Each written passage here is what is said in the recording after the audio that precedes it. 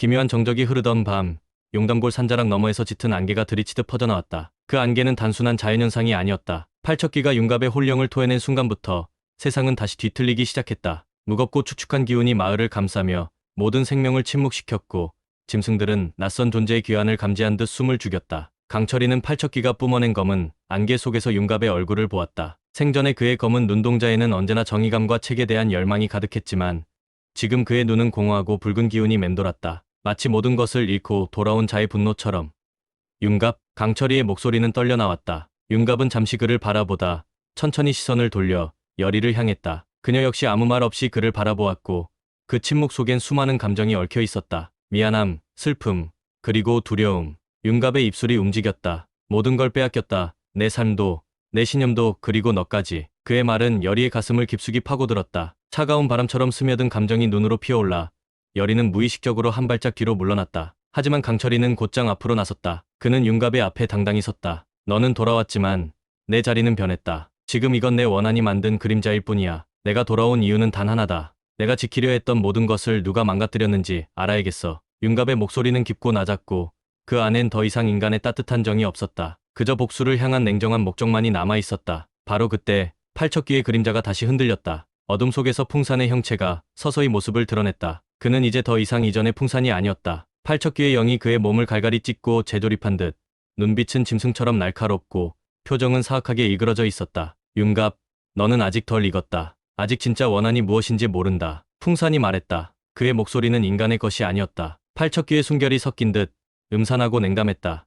윤갑은 강철이와 여리를 한 번 더 바라보더니 풍산을 향해 천천히 걸어갔다. 그 발걸음은 흔들리지 않았고 무언가 결심한 사람의 태도였다. 내가 잃은 것이 많기에 이젠 되찾고 싶을 뿐이야. 풍산은 비웃었다. 되찾는다고? 아니, 이제 너는 되갚을 차례다. 강철이도 여리도 너와 얽힌 그 누구도 이 원한에서 벗어날 수 없어. 순간 바람이 소용돌이쳤고 팔척귀의 기운이 일제히 뻗어나갔다. 강철이는 여리를 감싸 안으며 뒤로 물러났고 윤갑은 그 중심에서 붉은 기운에 휩싸였다. 그의 혼령이 다시금 흔들렸다. 그러나 그 순간 광안문집에서 발견된 어떤 문장이 떠올랐다. 진정한 원한은 복수에서 끝나는 것이 아니라 진실을 직면할 때 사라진다. 이 구절은 이정희 책에서 읽었던 내용이었고 그는 즉시 이 말을 강철이에게 전했던 것이다. 강철이는 이 말을 떠올리며 윤갑에게 외쳤다. 윤갑, 넌 진실을 보려고 하지도 않았잖아.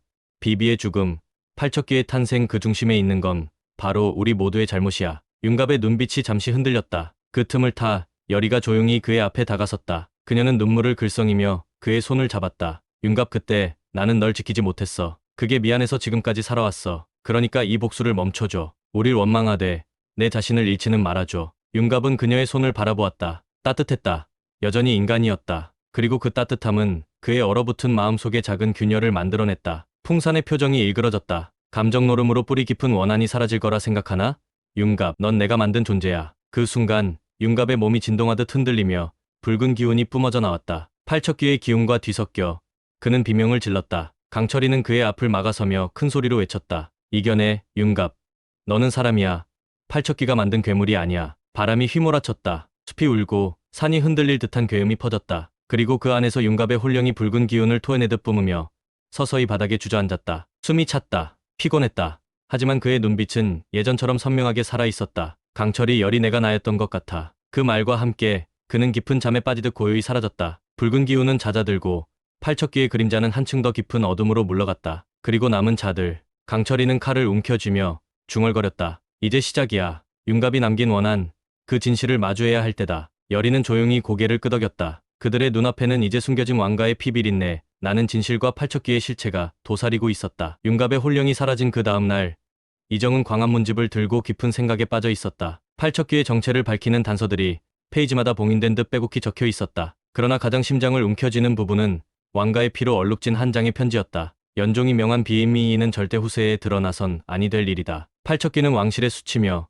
잊혀야 할 그림자다. 이정은 손가락을 책에 댄 채 숨을 삼켰다. 팔척귀가 단순히 원한의 괴물이 아니라 100년 전 왕실이 직접 만들어낸 괴물이라는 것. 그것은 단지 이무기나 귀신의 탄생 이야기가 아니라 왕권을 지키기 위한 피해 재물, 정치적 타협의 부산물이었다. 그렇다면 팔척귀는 누구의 복수인가?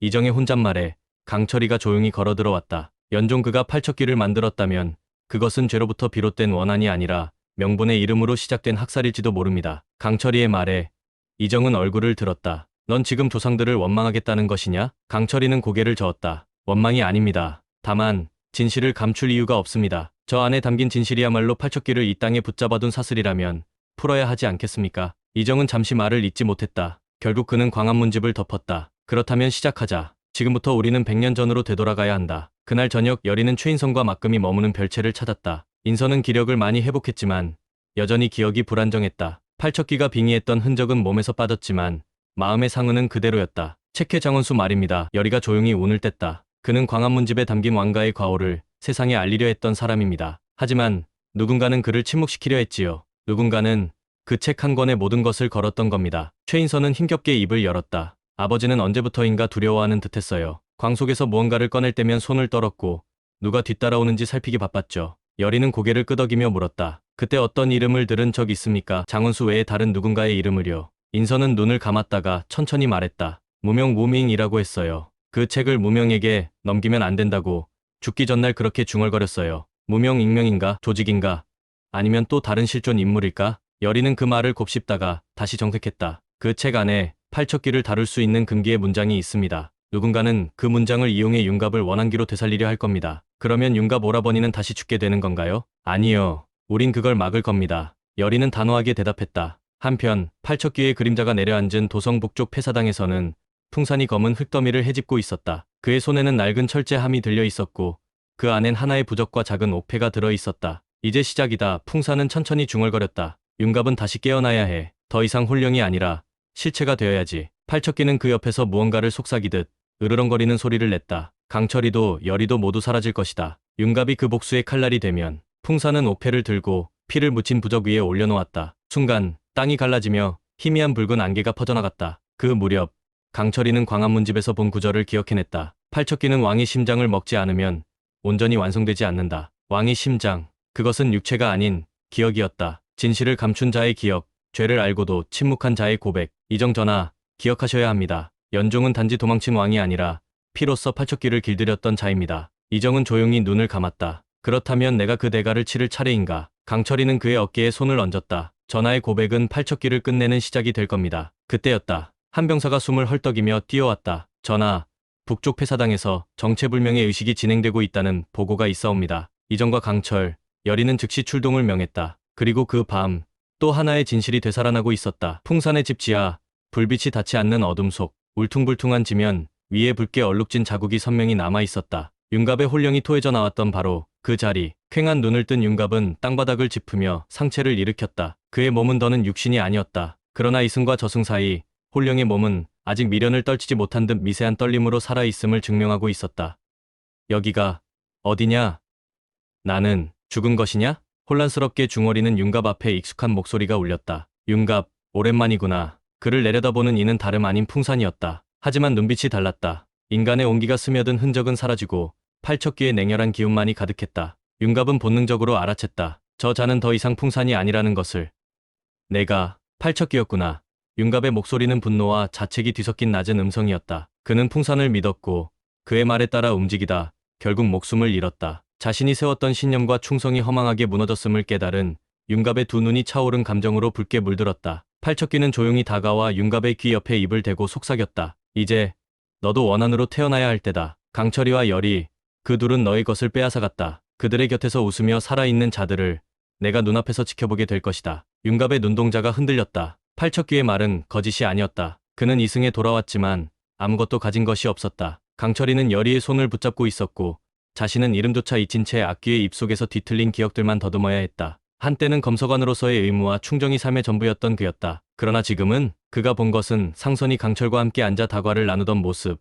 열이가 미소를 지으며 강철이의 어깨에 손을 올리던 순간 이정이 그를 언뜻부차 하지 않던 회의장의 침묵. 존재하지 않는 자, 잊힌 자, 지워진 자로서의 윤갑이었다. 그는 한참을 말없이 앉아있다가 팔척기를 올려다보았다. 차가운 이목구비, 웃음기 없는 입가, 그러나 치밀한 계산이 서린 눈동자. 그는 알고 있었다. 팔척기의 제안은 곧 복수라는 이름의 지옥으로 가는 길일 터. 하지만 지금 그에게 다른 길이란 없었다. 좋다.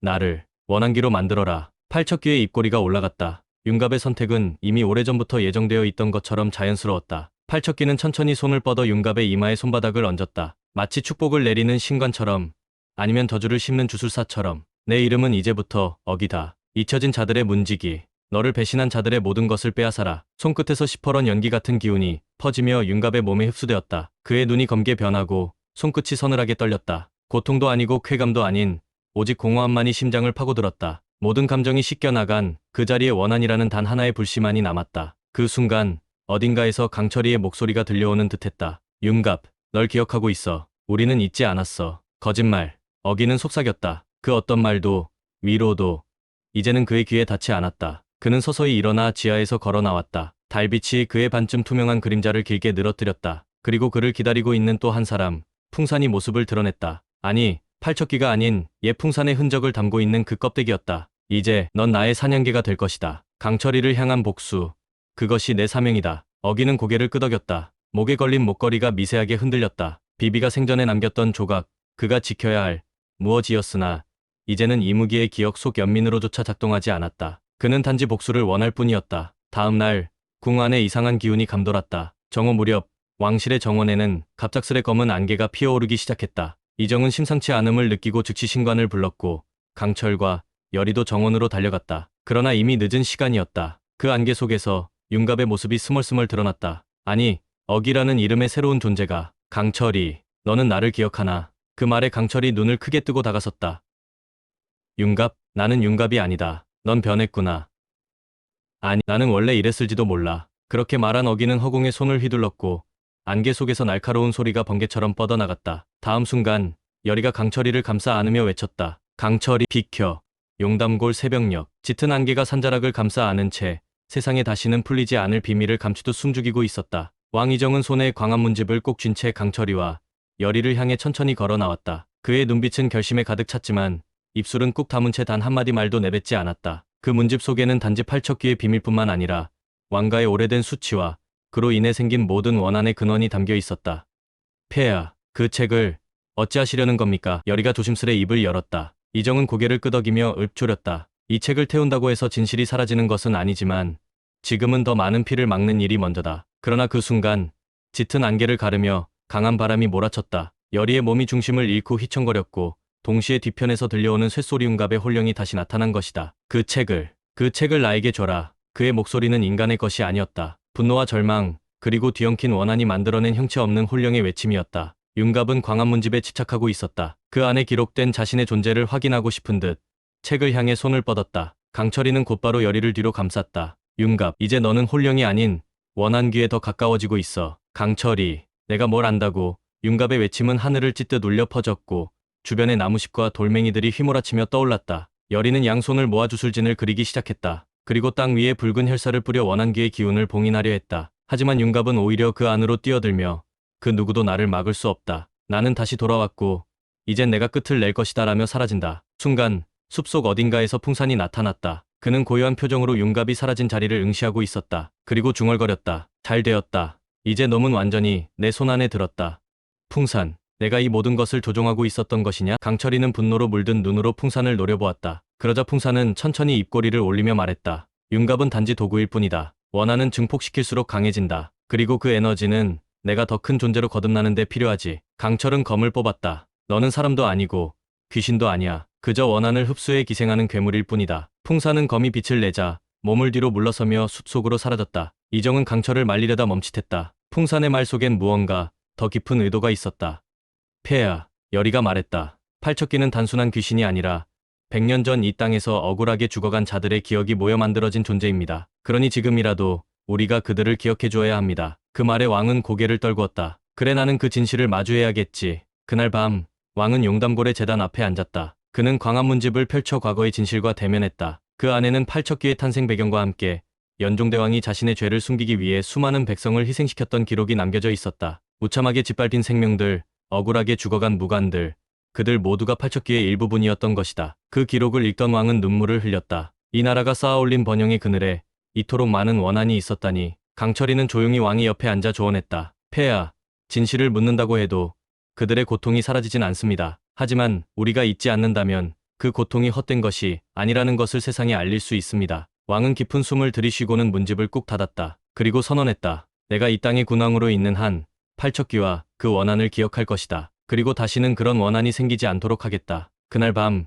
강철이는 몰래 여리에게 속삭였다. 윤갑의 혼령은 사라진 게 아니야. 풍사는 그를 원한기로 만들어 다시 이용하려 할 거야. 여리는 고개를 끄덕였다. 그래서 우린 더 서둘러야 해. 팔척귀의 본체를 찾아야 해. 강철이 창밖을 바라보았다. 검은 달빛 아래 용담골의 숲은 여전히 안개에 쌓여 있었고 어둠은 점점 깊어지고 있었다. 그리고 그 어둠 한가운데 윤갑의 혼령은 다시금 형체를 갖춰가고 있었다. 윤갑의 혼령은 마치 안개처럼 서늘하게 퍼진 어둠 속을 홀로 부유하고 있었다. 팔척귀의 품에서 해방된 듯했지만 그는 여전히 갈 곳을 몰랐다. 죽음의 기억이 아직도 온몸을 휘감고 있었고 살아있던 때의 체온은 더 이상 그에게 허락되지 않았다. 강철이와 여리 그리고 그가 사랑했던 모든 것들은 너무도 먼 저편에 있었다. 다 빼앗겼다. 그는 침묵 속에서 말을 반복했다. 언젠가 자신의 품에 안겼던 여리의 얼굴이 겹쳐졌고 그 뒤로 팔척귀의 기괴한 미소가 더 씌워졌다. 그 혼령의 공간 속으로 풍산이 걸어 들어왔다. 그의 눈동자엔 흑빛의 섬광이 번뜩였고 손엔 어딘가에서 꺼내온 짧은 부적이 들려 있었다. 윤갑이 내 고통 안다. 다만 그걸 잊지 마라. 풍산의 목소리는 이상하게 부드러웠지만 동시에 섬뜩했다. 그는 조심스럽게 윤갑의 어깨에 손을 얹었다. 윤갑은 그 손을 뿌리치려 했지만 이미 형체 없는 혼령의 존재로선 무의미한 저항이었다. 너는 이제 더 이상 단순한 혼령이 아니야. 넌 원한귀가 될 자격이 있어. 원한귀? 풍사는 고개를 끄덕이며 천천히 말했다. 내 안의 분노는 세상을 집어삼킬 수 있을 정도야. 강철이와 열이 널 잊은 자들이다. 너를 희생양으로 삼은 자들이다. 윤갑의 눈동자가 흔들렸다. 기억이 뒤엉켜 흐트러졌다. 생전에 열이가 마지막으로 남긴 말. 강철이의 무표정한 얼굴. 그는 알 수 없었다. 자신이 정말로 버림받았던 건지 아니면 풍산이 그의 약한 틈을 파고드는 것인지. 바로 그때였다. 어둠 속에서 기척이 느껴졌다. 은은한 달빛 같은 기운이 느껴졌고 익숙한 향기가 스쳐갔다.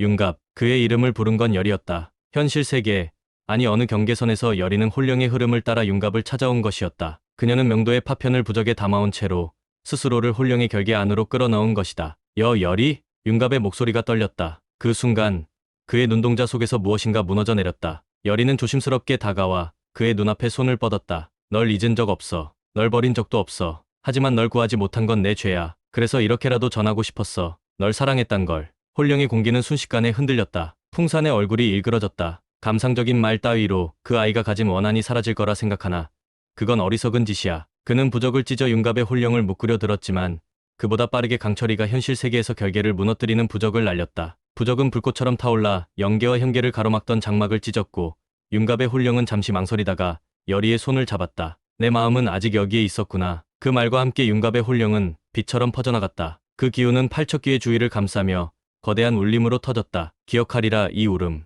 이 복수 아닌 용서. 풍사는 뒤로 밀려나며 비틀거렸다. 그의 얼굴엔 놀람과 두려움이 섞여 있었다. 팔척귀 역시 예상치 못한 방향으로 흘러가는 감정의 물결에 혼란스러워했다. 이건 계획에 없던 일이다. 그 순간 윤갑의 빛이 팔척귀의 심연을 비췄다. 그 속엔 무수한 원한과 과거의 잔상이 소용돌이쳤다. 그중 일부는 바스라졌고 일부는 아직 날카롭게 남아있었다. 하지만 이제 균열이 생겼다. 그날 밤 왕은 광화문집을 덮고 깊은 생각에 잠겼다. 책 속엔 용담골의 과거, 왕실이 숨기려 했던 진실, 그리고 팔척귀의 기원까지 담겨 있었다. 지워야 할 진실이 아니라 바로잡아야 할 역사였구나. 이정의 목소리는 낮았지만 단호했다. 그리고 멀리서 강철이와 열이는 하늘을 올려다보며 말했다. 윤갑 잘 가. 다음 생엔 더 늦기 전에 너를 알아볼게. 저 멀리 사라져간 윤갑의 기운이 하늘의 별빛과 하나가 되었다. 그리고 아직 끝나지 않은 싸움의 서막이 서서히 다가오고 있었다. 지금까지 귀궁13화 뇌피셜이었습니다. 팔척귀의 진짜 목적은 과연 무엇일까요? 그리고 윤갑의 혼령이 남긴 마지막 메시지, 그것은 용서였을까요? 아니면 더 큰 폭풍의 전조였을까요? 진실은 아직 드러나지 않았습니다. 14화, 그 어둠 속의 운명은 지금부터 시작됩니다. 다음화 뇌피셜도 기대된다면 구독과 좋아요는 큰 힘이 됩니다. 감사합니다.